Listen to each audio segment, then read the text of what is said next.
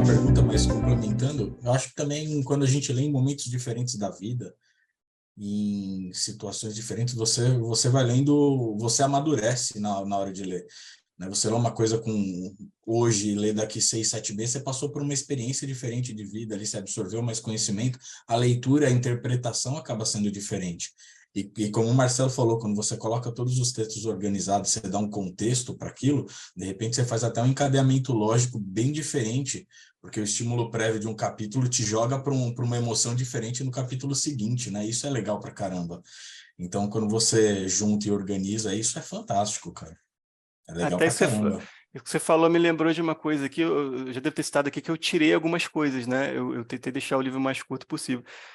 No final do livro tem um capítulo que eu falo, faço um resumo do livro, inclusive eu falo sobre o que eu quis dizer em cada capítulo, né, até o décimo que chama Nada Disso Tem um Fim, é justamente isso. Eu começo meio que resumindo o que eu quis dizer com o livro, e depois o que eu quis dizer com cada capítulo, até o 9, né, porque esse é o 10º, e também vou dando leitura recomendada, que é uma forma de botar a bibliografia dentro do livro, fica até mais agradável de ler. E aí tem a parte dos agradecimentos, que eu fiz no final, que eu cito o Projeto Mayhem, o Boteco Mayhem, outras pessoas também, da minha família e tudo mais. E aí eu tinha escrito uma coisa assim no final, assim, que era tipo assim, se você gostou desse livro e tal, tente ler ele de novo daqui a 10 anos, uma coisa assim, porque esse livro é feito para caminhantes, então você vai entender ele de uma outra forma. Só que eu achei que ficou um pouco pretensioso esse parágrafo e eu tirei. Mas eu deixo aqui então no podcast. Mas não é Porque pretensioso, Rafi. Quando eu fiz o livro de Cabala, você vai lembrar que o último capítulo ele manda você ler o livro de novo. mas Porque às vezes o no cara meu tá texto no meu texto eu dou uma ideia de porque se pô, esse livro vai ser importante para sua vida, então você tem que ler ele de novo.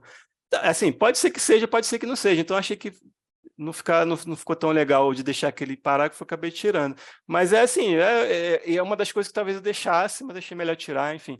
Mas só para citar aqui, porque é justamente isso que eu acredito, que vocês vão ler esse livro e daqui a um tempão, se você ler de novo, se te interessar ler de novo, acho que você vai ler, já vai ter uma outra pegada, porque ele é tão cheio de metáfora, né? Essa linguagem de metáfora, assim, isso independente se sou eu que estou escrevendo alguma outra pessoa, porque quando você consegue usar uma metáfora de uma maneira razoável, ela na verdade, ela faz nascer no leitor, ele mesmo tira dele mesmo, né? Como o Sócrates falava que ele é um parteiro de ideias, né? Ele não é um pensador, ele faz os outros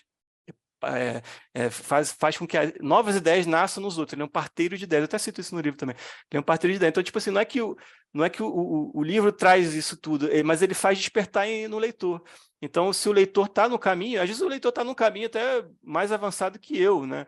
E aí ele vai entender mais coisas que eu mesmo não entendi aqui escrevendo, entendeu? Então, isso pode acontecer, porque como eu estou falando de metáforas, tem uma coisa que eu, por exemplo, uma coisa que é base do livro, assim, como é base de muita coisa que eu escrevo, que eu cito sempre, que eu brinco assim que os revisores do Constantino, do Imperador Constantino, não esqueceram de tirar da Bíblia, né? Porque no Novo Testamento tem uma hora que Jesus ele fala assim, vós sois deuses, num trecho ele fala vós sois deuses, que é uma coisa que tinha no judaísmo também, mas aí tem um outro trecho que eu gosto de juntar, mas esse é um outro trecho que ele fala que um dia farão tudo isso que eu tenho feito e ainda muito mais, né?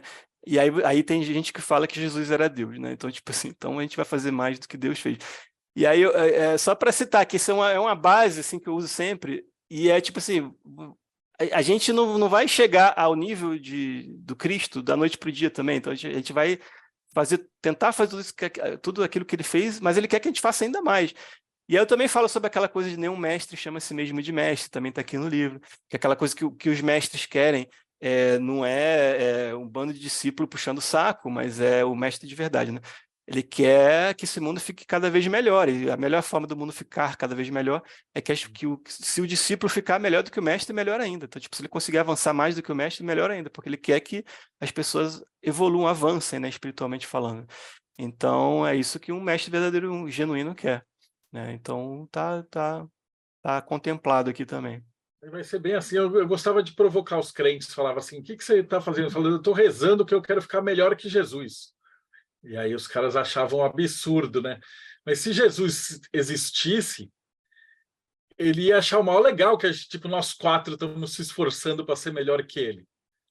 Jamais um cara daquela magnitude ia ficar bravo. É exatamente o que você falou agora.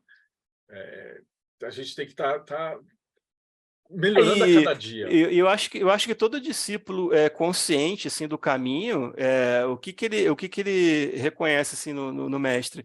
De repente ele reconhece um cara que já andou por exemplo, por um bosque, um jardim cheio de espinhos, ele já se cortou, já sangrou, e aí ele deixou o sangue dele lá, deixou as passadas dele lá, e o discípulo está vendo isso, pô, ele sangrou aqui, eu não preciso sangrar como ele sangrou, eu vou tentar desviar, mas aí você acaba sangrando em outro lugar, acaba caindo no espinho em outro lugar. Mas você lembra, pô, mas o meu mestre também sangrou, então, né? Jesus também falou, Pai, afaste de mim esse cálice. Então, eu acho que ele não queria que a gente entendesse ele como uma coisa inalcançável, né? Muito pelo contrário. E eu também acho que você, como eu já falei aqui no outro podcast, eu acho que você entender Jesus como um ser humano é engrandecer muito Jesus, né? Porque se ele fosse um Deus, ele seria como um anjo, um arcanjo, uma coisa criada, pronta e acabada.